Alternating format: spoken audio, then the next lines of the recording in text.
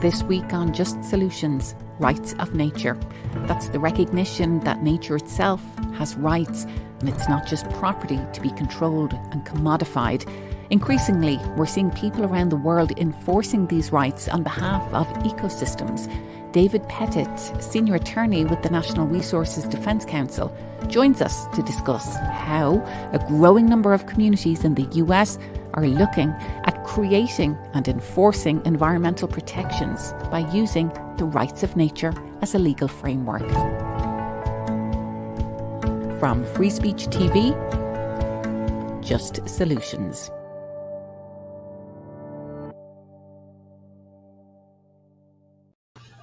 David, it's great to have you join us. Before we talk about what's happening here in the US when it comes to rights of nature, and particularly communities like Santa Monica, where you live yourself in California, let's look at the global picture and the fundamental concept of rights of nature as a legal framework. We have countries like Ecuador that have those rights enshrined in their very constitution.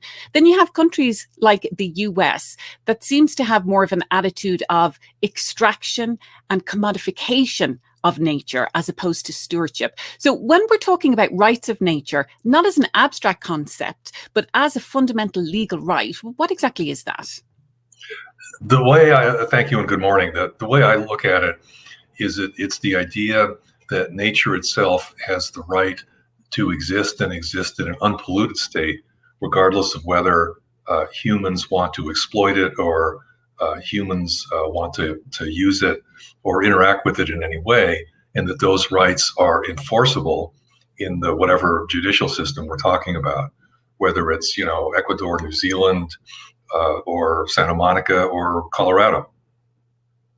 Well, what has happened in some of those countries that have them, as I said, those rights enshrined in their constitution?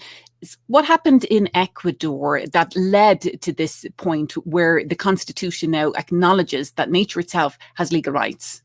Yeah, in Ecuador, they have a different legal system than we do, but my understanding is it started with protection of a river, and the idea was that the river itself had rights to be clean and have its resources protected, and that was very attractive to the people there, and that concept wound up in the constitution. New Zealand has an interesting kind of a hybrid system between that and what we have in the US, where everything is based on property rights. Where in New Zealand, they have the government has recognized rights of nature. I think it's a river, a national park, and a mountain, or something along those lines. And one of the issues with the rights of nature movement is who enforces those rights. Can anyone along the river bring a lawsuit? And what if they have conflicting interests? But so in New Zealand, what they've done is for those three areas is that they have appointed basically a governing council that I think is supposed to be dominated by indigenous people. And that council makes the decisions on how to manage the river. And if litigation is needed, they have standing, as it were. They're the ones who go to court and say, well, this is a bad thing that's happening. And, court, you need to fix this. And so that's, that takes care of the issue of if like a river has rights, who can stand up for those rights? And it takes care of the conflict issue because you've only got one body that's entitled to do that. Here in the US, we have, like in Santa Monica where I live, we have Santa Monica Baykeeper. And their job, as they see it, is to make sure that the ocean near Santa Monica is clean. But nobody appointed them to do that. They're self-appointed, and anybody can file a lawsuit under US law if the ocean is polluted off Santa Monica. And you see river keepers and coast keepers and the like in the US system, but again, they're all self-appointed, and if they go to the federal courts, they have to meet the same environmental standing requirements that any other group does. Well, how does this idea of rights of nature then intersect with the current environmental regulations and the framework that we have here in the US? So ostensibly, nature has rights to a certain degree under US law. Certainly the Environmental Protection Agency and other agencies are tasked with stewardship of nature, yet that's not always playing out. We'll dig into that a little bit more. But how does the rights of nature sort of intersect with the current legal framework here in the country? I think that a lot of people feel that the current legal system, and as you suggest, we have the Clean Air Act, the Clean Water Act, the Endangered Species Act, and the Marine Mammals Protection Act, and the like in federal law. And I think a lot of people feel that those are not getting the job done. They're not adequate, even though people may be able to sue under most of those. Federal court litigation is complicated and very expensive. And I think there's a feeling that if we just had a simple explanation that the nature has certain rights and people can enforce those rights, it would be a lot easier to protect what people feel ought to be protected. And I think, I'm sure we'll talk about this, I think that's running into some difficulty in the US legal system. But again, I think the basic idea is that people think that the existing legal framework just isn't doing what needs to be done. One of the biggest legal premises that we have in this country are property rights. And we see that play out across environmental issues in numerous times, particularly around extractive industries. Here in Colorado, for example, you might own the land, the surface land, but somebody else could own the mineral rights underneath, and they're conflicting property rights. And we've seen those play out, say, with fracking and attempts to regulate fracking here. So what are some of the limits around rights of nature then, given the existing legal framework that we have here in the US? Well, I think the mineral rights and fracking, that's an excellent example to discuss exactly that. In the US Constitution, there's the so-called takings clause in the Fifth Amendment that basically says the government can't take private property without paying for it. And so if you have let's say a mineral lease, and you're right that estates and land, they're often, people say, fractionated. So yeah, I may, my house, I may own the land, maybe somebody else owns the mineral rights under the land. But let's say, in Colorado somewhere, that somebody has a lease to extract minerals from your property. And that lease itself is a property interest in U.S. law. It's in a sense just like owning a home. They said you own a lease to mineral rights, which gives you access to certain things below the ground. So if the government comes and says you can't use that, and it's devalued to zero, the argument then is, well, that's a taking of my private property, my mineral lease, and you can't do that without paying me the full value for it. And those litigations are pretty common these days when local communities try, for example, to ban oil drilling or ban fracking. This is playing out in Los Angeles right now, where a lot of people in the community want to have a certain setback rule, like 2,500 feet between oil drilling and people's houses. And the oil companies are saying we can't do that without paying us. If that's taking us out of business because we can't drill, we have these mineral leases, and you can't do that without paying us. And of course, they'll say, each lease is worth $1 bazillion, and we're going to sue you for all that if you do this. And that scares people off. When the fracking issues started, we at NRDC had a lot of smaller communities talking with us about, what can we do? Can we ban fracking in our community? And it can be a difficult legal discussion with people to say, well, if you try that, here's what can happen. And are you ready to defend the lawsuits in court, which can be extremely expensive just by itself? So, yeah, that's how it works in the US. And if you have a property right, and it's the same in every state, that the state or the government or, local agency can't take that right away from you without paying for it, unless it's something like a nuisance or, an imminent catastrophe is about to happen. There are a few exceptions, but in general, it's very difficult to just tell someone, for example, who has an operating business, okay, you need to stop, and not pay them for it. How much does the current issues that we're facing right now in terms of the environment here in the US, how much is that related to the founding of this country, or rather the colonization of this country? Because it does seem that this attitude of dominion over nature, that this is something that we get to control as humans and commodify and extract, goes back to this idea of manifest destiny, and the settling and the colonization and the theft of the land. And that seems to still exist to a certain extent in our current legal framework. Well, you can look back to the Old Testament, the Jewish Bible, and I'm not a scholar of Hebrew by any means, but there's that passage where humans are given dominion. The usual translation is dominion over nature. There's other translations like stewardship, but I think, which is, a gentler way to look at it. But dominion is a pretty tough word. And I think that our Western society is founded on that kind of attitude that natural resources are here to be exploited for the benefit of human beings.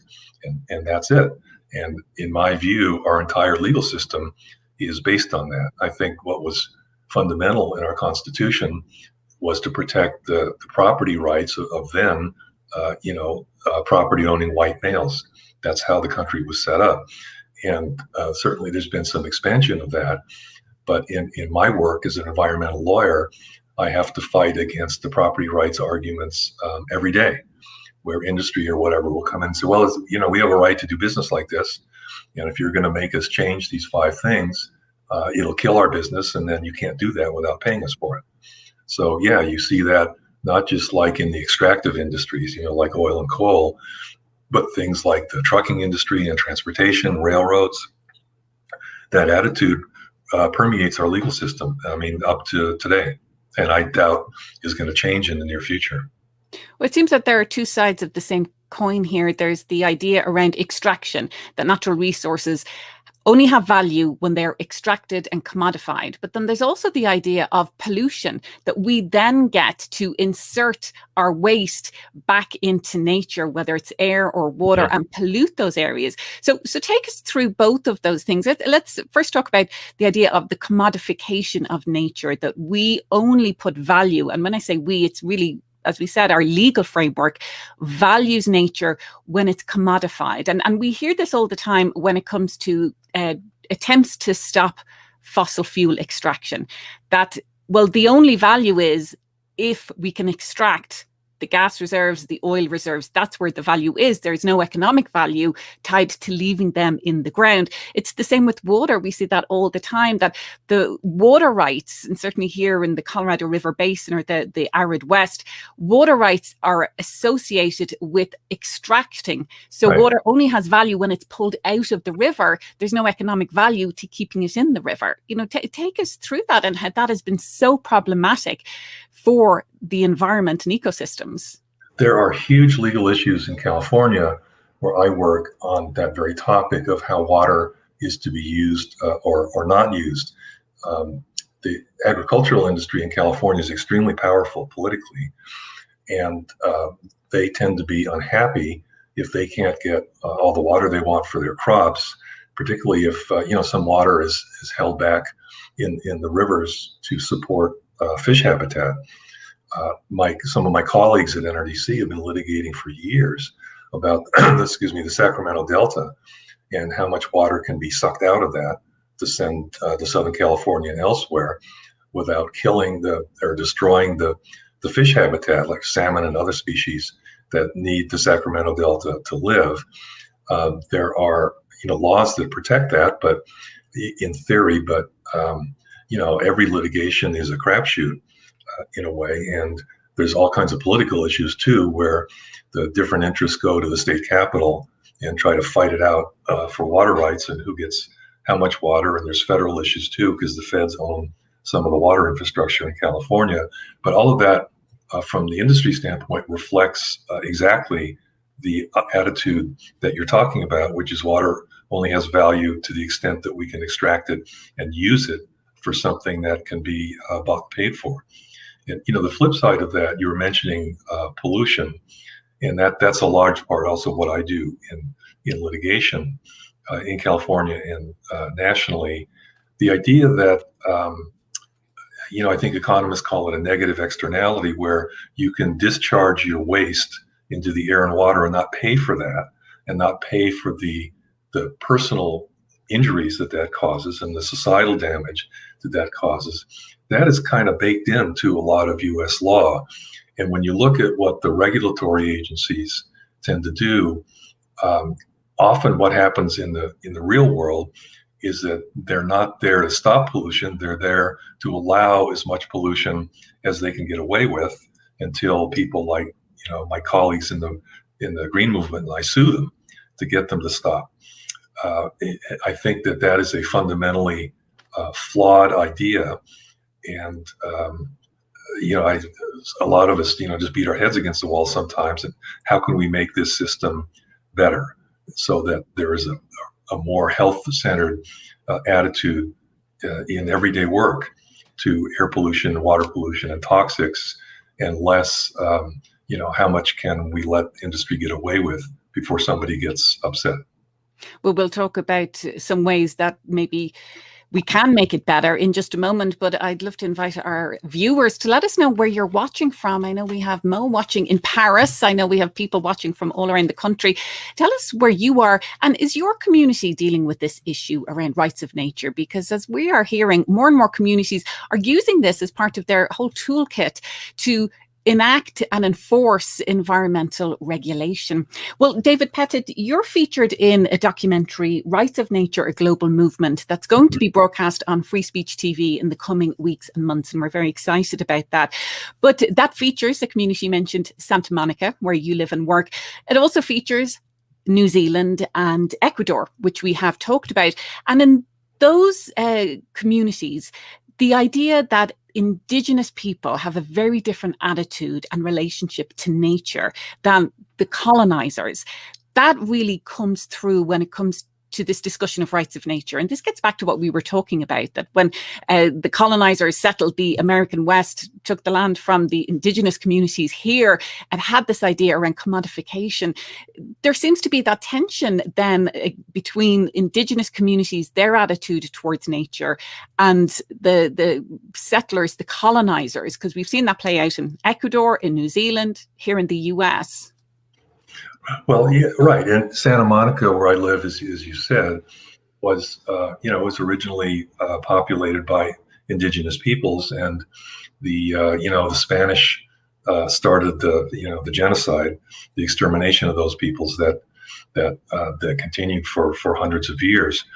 And you see now, I mean, I don't think it's much much of a help even psychically. A lot of public meetings start in California by recognizing whose tribal land we're sitting on when we're giving these talks, or attending UCLA or something where I went. It's interesting to think for me too about our national parks and how what you just said plays out.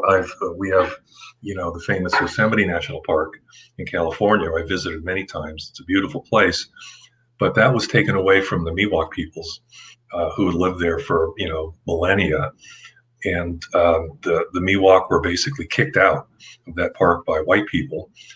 If you read John Muir's writings, there's some pretty racist stuff, against Native Americans in there. And basically, the people who had lived there were kicked out so that comfortably wealthy white people could ride around and look at stuff. And that's the situation pretty much as we see it today. There is a movement, I think, just getting started to return some of those properties to Native American stewardship. I don't know where that's going to go. So we were talking earlier about New Zealand. It's very interesting to me that the governing structures that they've set up for the resources that are now protected under rights of nature are dominated by the Maori, by the native peoples there, which I think is a recognition of what you were talking about, that those peoples got wiped out pretty much by colonization, and their property rights did. And it's time to do something about that. We've even seen it play out here with the water protector movement, where even that name alone, it was people protecting the water, stepping into that space that we're talking about to be the ones who are protecting and speaking on behalf of nature.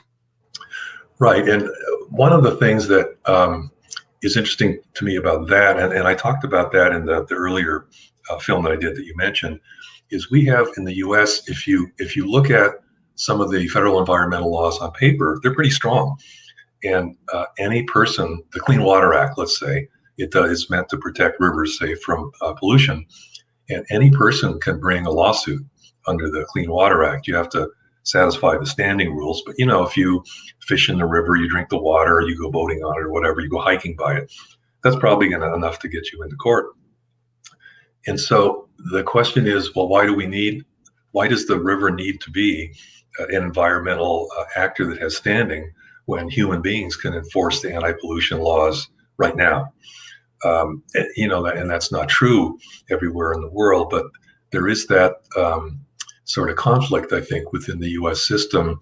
And I remember in the earlier interview saying, what would the rights of nature, if you just look at the rivers, for example, what would that add that we don't already have?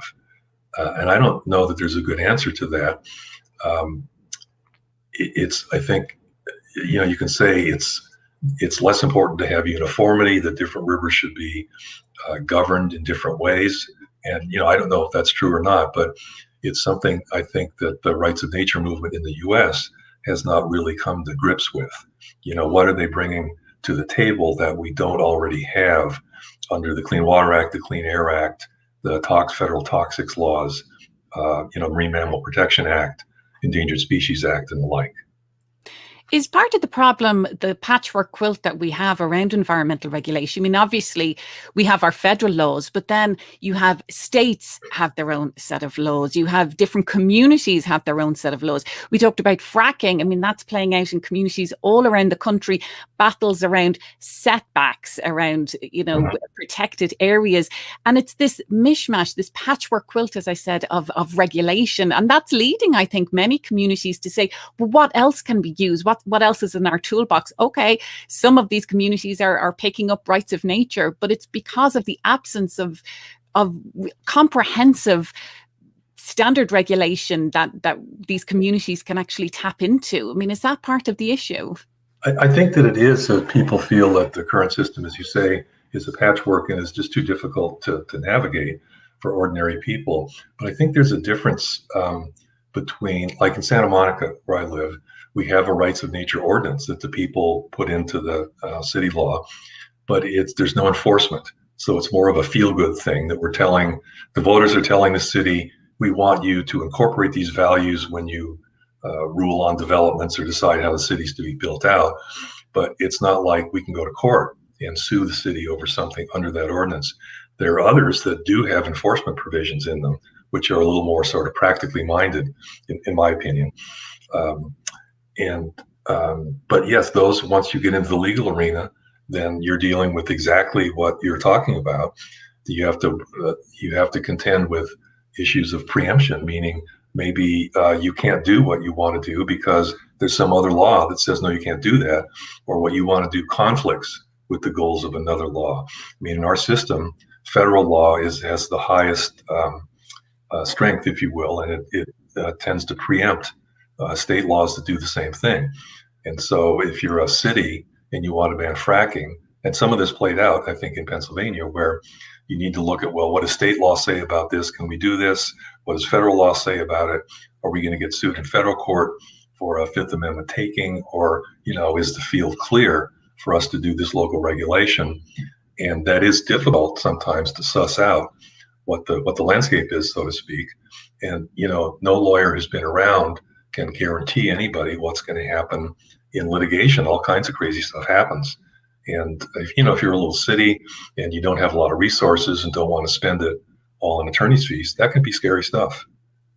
So what are some of the solutions then? I mean, you're obviously an attorney. You say you spend so much of your time litigating existing environmental laws, but you're up against corporations and entities that have much deeper pockets than communities or even individuals who might want to bring legal action on behalf of nature. So what are some of the solutions?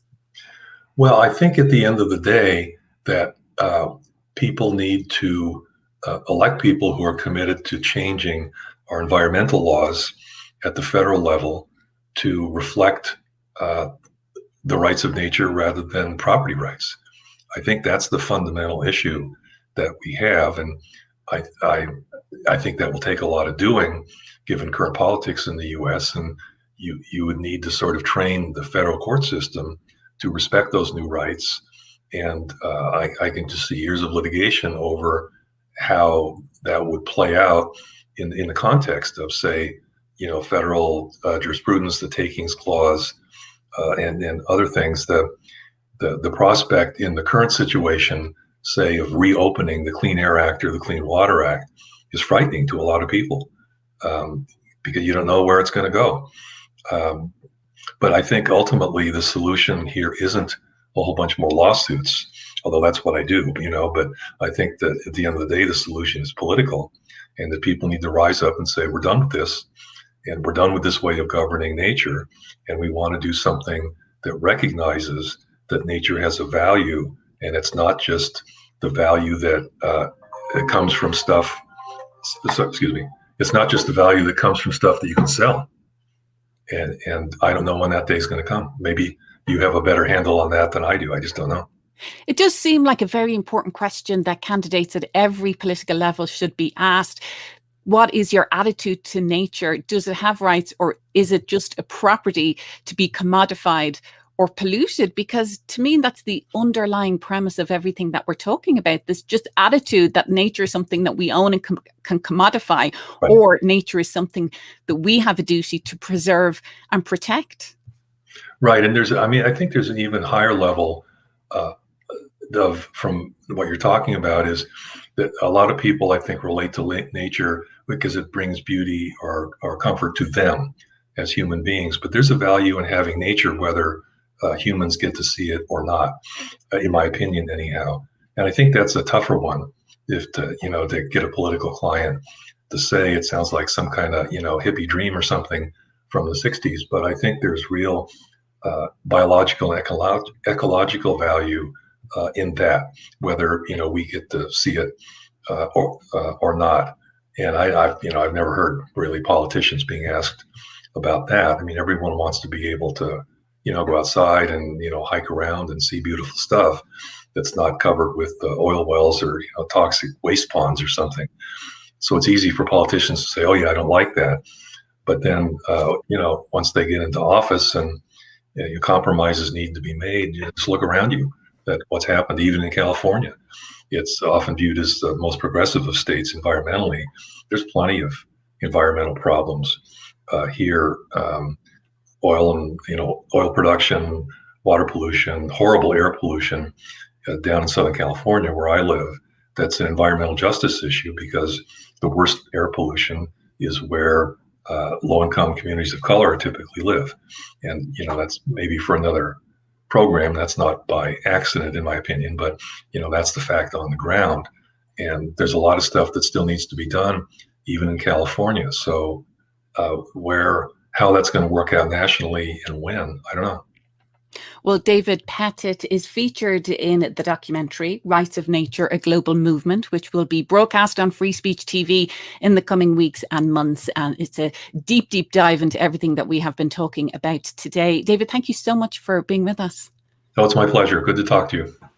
And next week on Just Solutions, we're going to take a look at refugee resettlement ahead of another documentary that we'll be premiering on Free Speech TV, A Home Called Nebraska, taking a look at refugees that settled in a very conservative, very red state of Nebraska.